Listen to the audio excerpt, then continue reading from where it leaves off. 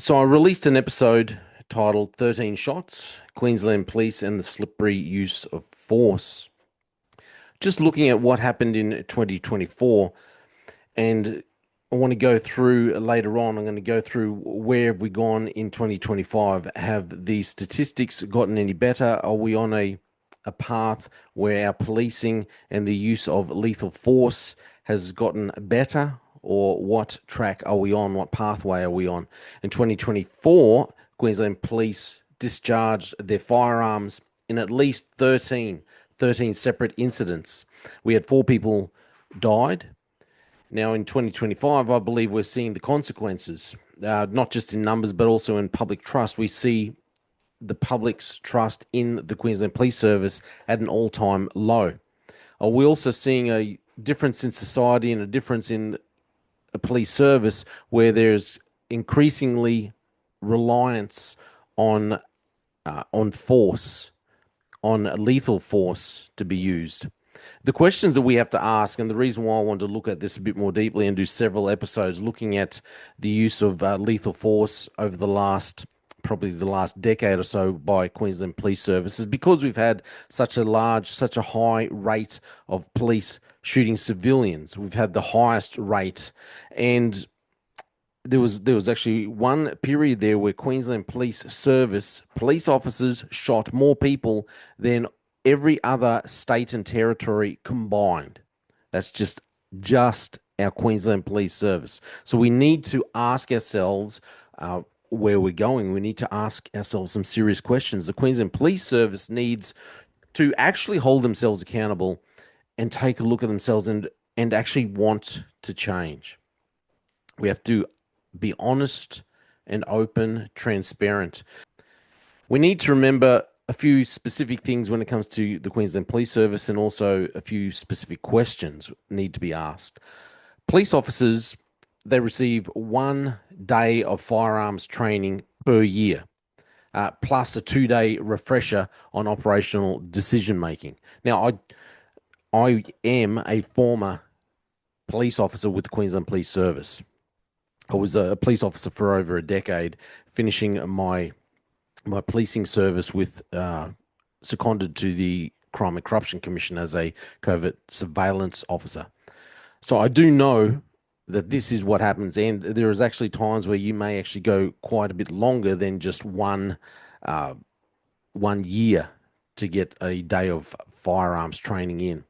Another question is, or thing that we need to look at, is we've got new technology coming online. We've got the new Taser 10 technology, and it extends a range to 13.5 meters, I believe it is. But there's still limitations remaining with that, especially when confronting edged weapons.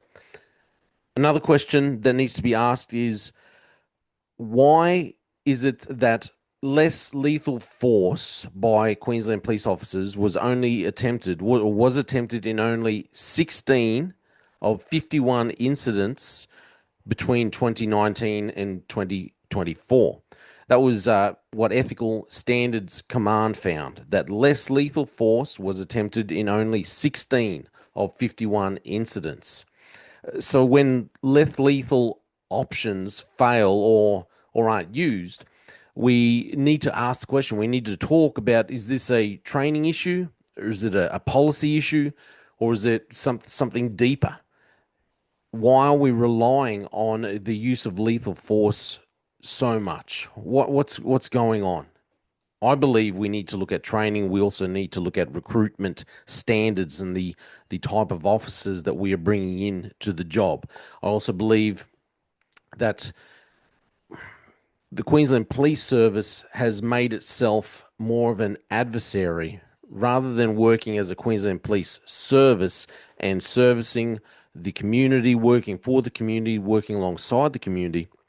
I believe they've made themselves very much adversarial when it comes to community policing. It's more of a us versus them mindset rather than working in with the community. I believe, have created this environment where they are the adversary. That's what I think has happened. We also need to look at and I want to try and delve into this a bit more, the Royal Commission, or the call to have a Royal Commission and public accountability. In January of 2024, the Queensland Council for Civil Liberties called for the Royal Commission into police shootings, citing systemic failures and lack of transparency. The later that year, they talked more about it, aiming to investigate patterns of escalations, mental health responses, and regional disparities. Critics argued the Commission must go beyond procedural reviews and address cultural and institutional biases. But the problem is nothing else has happened. It was all called for. It was, a review done. This is what we need to do. Over 12 months later, nothing has happened. A Royal Commission, dead in the water at the moment by the looks of it. So why aren't we pushing ahead with the Royal Commission? Why aren't the Queensland Police Service behind the Royal Commission and pushing ahead with it, advocating for it to go ahead? We need it. The Queensland government needs to be pushing ahead with it. We absolutely need it for transparency, to get public back on side and allow them to rebuild their faith and their trust in the Queensland Police Service. And like I said, hopefully get rid of this adversarial attitude that I think has been slowly built up within the community. These are all questions that we need to ask. We need to be able to reflect on these and what's happened. As we move through and head towards the end of 2025, we see that the numbers may rise in police shootings and also in violence towards the police.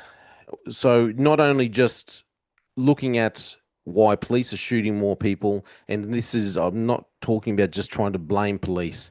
What's happening in our society? What else are we doing? Why is our society going down this path where we all seem to rely more on violence rather than being able to talk, rather than being able to work together? Why is everyone seem so adversarial in our society at the moment? So these are the things I'm hoping to discuss over the next couple of weeks, looking at what's happened with QPS shootings over the last couple of years and where we're going, and asking some questions. And why aren't Queensland Police Service holding themselves to a higher standard? It seems to me that the standard has been allowed to drop and no one's really concerned, or there's always just excuses for why these standards have dropped. It's everyone else's fault. Anyway, this is all my opinion, and just letting you know this is what I want to be able to look into over the next month or so. My name is J Fallon, and thanks for listening.